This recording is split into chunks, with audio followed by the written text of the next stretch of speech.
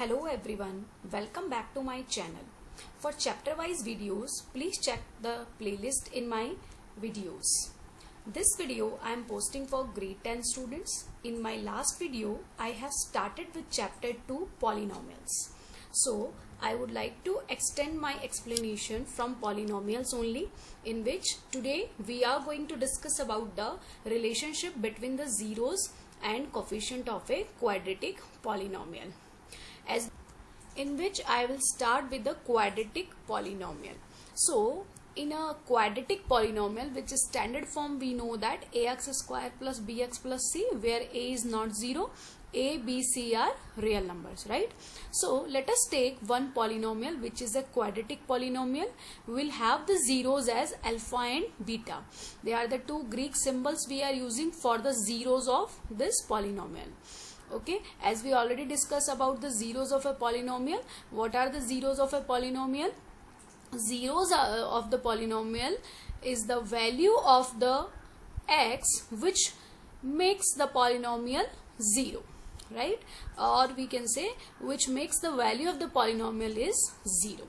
So here we have taken a quadratic polynomial which zeros are alpha and beta.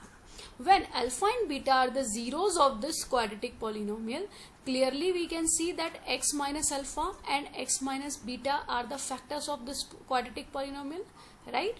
Now we can write this quadratic polynomial as multiplication of these two factors, right, multiplied by some constant k. Okay, so when you will solve it, then k multiplied by, it will come x square minus alpha x minus beta x. When beta you will multiply by x, so minus beta x minus plus alpha beta. When you take x out from these two terms, it will come x square minus alpha plus beta into x plus alpha beta. When k get multiplied with the whole, we will get right side as kx square minus k into alpha plus beta into x plus k alpha beta. We can see this quadratic polynomial is equal to this quadratic polynomial. So by comparison of the coefficient of x square, x and constant term, what we will get? We will get a is equals to k, b is equals to minus of k alpha plus beta, which I have written, c is equals to k alpha beta. Now these are the three equations we have got. By the comparison, we will eliminate k from here. So the value of k is equals to a. If I substitute in this equation, what we will get? Minus a alpha plus beta is equals to b, while putting k equals to a. Then from here we can see alpha plus beta will come equal to minus b by a. So we can say this is nothing but alpha and beta were zeros, so this is nothing but sum of the zeros will be equals to b. B is coefficient of x, so minus of coefficient of x, and divided by a is nothing but coefficient of x square. Okay, so first relationship we have found between the sum of the zeros and the coefficients, the zeros and the coefficients. Similar way, if we see k alpha beta is equals to c, if I substitute k equals to a here also, I will get a alpha beta is equals to c. Okay, now when alpha beta you will find, which is nothing but the product of zeros, is equals to c by a. When a will get transpose here, or a will you will shift a right side, so it will come c by a. So this is what the product of the two zeros alpha and beta, which we have got. This is c is nothing but constant term, and a, this is nothing but coefficient of x square. So what we have seen here, this is these two are the relationship between the zeros and the coefficient of quadratic polynomial, in which and this stands true for every quadratic polynomial. So here we will take one example. I will like to start with the exercise 2.2. question number 1. Find the zeros of the following quadratic polynomials and verify the relationship between the zeros and the coefficients. So one by one I will take one question. First question of exercise 2.2 question, first part 1, x square minus 2x minus 8. This is a quadratic polynomial. We need to find its zeros here. So let us start with the question. So here first of all you have to find out what are a, b, c. So this is a standard quadratic polynomial. The coefficient of x square is 1 here, so a is 1. Coefficient of x is minus 2, so b is equals to minus 2. Constant term is minus 8, so c is equals to minus 8. Now to get the zeros, what we do, we will put px as 0. So this quadratic polynomial I am putting equal to 0. Okay, next to get the zeros for this quadratic polynomial, what we do, we multiply first and third term. This is nothing but minus 8x square, and we find the factor of this such a way the sum or subtraction we get the middle term, or you can say splitting the middle term. So as I can see here, minus 8x square I can split in two parts, minus 4x and plus 2x. So minus 4x plus 2x will become minus 2x, right? When you will add them, you will get minus 2x, and when you will multiply them, minus 8x square you will get. It means the factorization is correct. So when we split the middle term, minus 4x plus 2x, and the remaining term as it is, then you can see from here we take x common, then x minus 4 will be left, plus 2 x minus 4 will be left is equals to 0. When x minus 4 you will take it out, it will left with x plus 2 equal to 0. So when you will put x minus 4 equal to 0, you will get x equal to 4, that is the first 0 of this polynomial. And when you put x plus 2 equal to 0, then you will get x equal to minus 2, which is the second 0, so 0 of the polynomial. So the question was, you need to find here the zeros of the polynomial. We already found it. Now next we come with the verification of relationship between the zeros and the coefficients. So let us take some symbol for first 0. Alpha I have taken for first 0 and beta equals to minus 2. You can change the order, you can take alpha is minus 2 and beta is 4, that doesn't matter. Okay, so because we know that sum and product both are commutative, so there is no point if there is no issue when you take alpha and beta is in different order. So I have taken alpha equals to 4, beta equals to minus 2. When I will take the sum of these two, so when you take 4 and minus 2 sum, you will get as plus 2, as you can see in the given solutions. Then product you will find 4 and 2 product, it will come minus 8. So we can see, you can see in the solution, it will be, I have given its equation number 1, its equation. Next we will check the other part of the relationship, coefficient of x square and coefficient of x square, coefficient of x and constant term relationship we will check. So in this case, when coefficient of x and coefficient of x squared ratio you will check, which will be minus b by a. Here you can see minus and b value will be minus 2, so minus minus will become plus 2 divided by 1. This you give number 3. Next, constant term is c, so c I have substituted minus 8. Coefficient of x square is a is equals to 1, so minus 8 by 1 will come minus 8. This I have given number 4. So what you can observe from 1 and 3, the value of the sum of the zeros, that is alpha plus beta, and the ratio between coefficient of x and coefficient of x square is coming equal. Similar way, by 2nd and 4 you can see the product of zeros and the ratio of constant term divided by the ratio of constant term. Similar way, product of zeros and the ratio between constant term and coefficient of x square is also coming equal. So by 2 and 4 you can say these two are also equal. Hence we can observe that alpha plus beta is coming minus b by a and alpha beta is coming c by a. It means the relationship is satisfied. So what we can see that for this quadratic polynomial the relationship is true. Similar way, the remaining part of the question 1 we can solve. So let us take one more question. This is question number 1 part 2, 4s square minus 4s plus 1. So first, similar way we will find the zeros. For zeros I will first write a, b, c. What are a, b, c here? A is 4, b is minus 4, c is 1. For zeros we will put the polynomial equal to 0 and here you can see a and c multiplication is 4s square. So 4s square I have to factorize such a way the sum will, or sum or subtraction will become middle term, or you can say you split the middle term. So you can see 4s square factors are minus 2s and minus 2s. When you will multiply them, plus 4s square will come.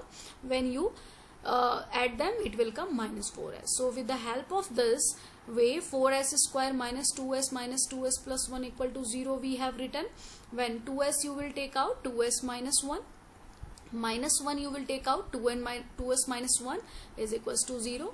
As you can see from here, when you put 1 by 1 factor 0, you will get s equals to half and s equals to half. Here we have seen the 0 we have got same. So here the same zeros are there. Since we have to prove here the relationship as well, so I am taking this root as alpha, this 0 as alpha, and this 0 as beta. So alpha plus beta we check. Alpha plus beta, when you will find 1 by 2 plus 1 by 2 will come 1. Okay, then we have to check it is, we can write 1 as minus of minus 4 by 4. Okay, we can write what is b here minus 4 and what is a here 4.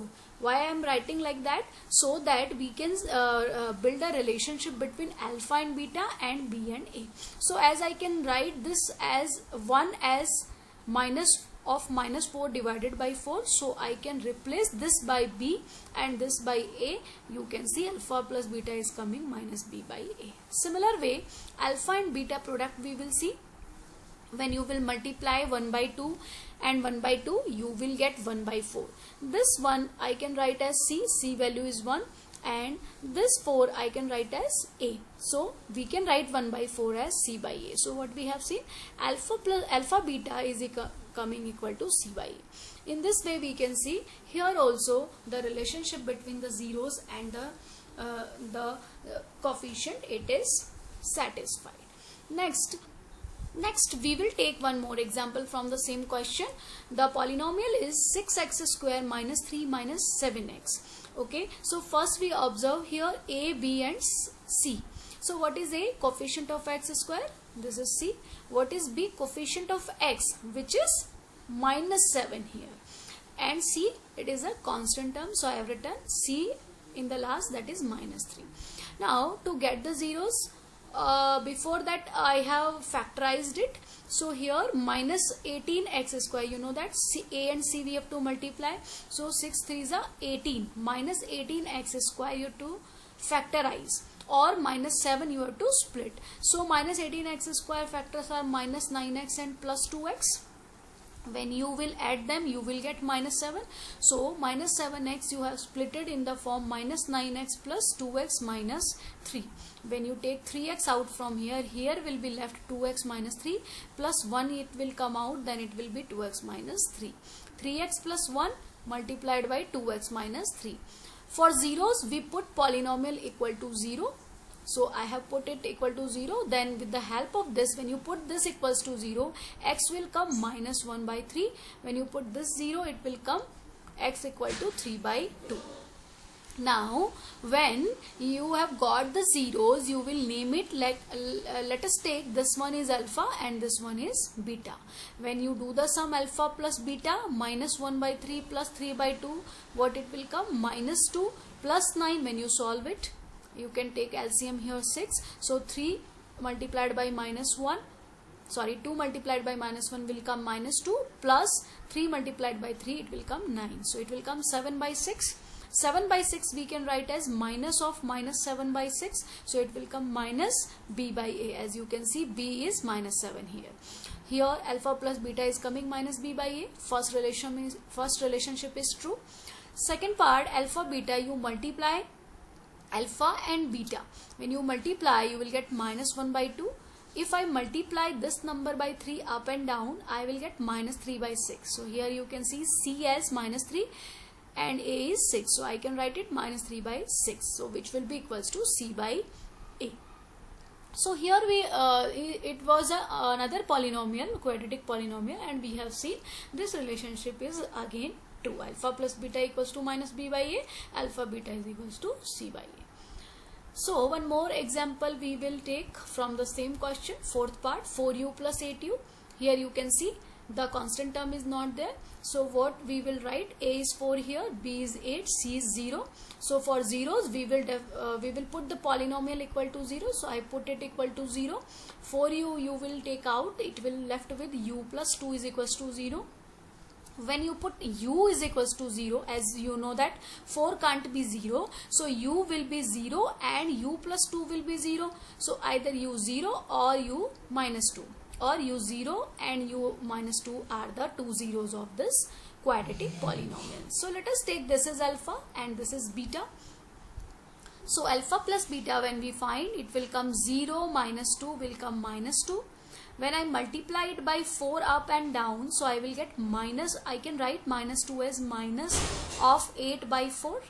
Okay, then it will come, when I replace 8 by b, it will come minus of b by a.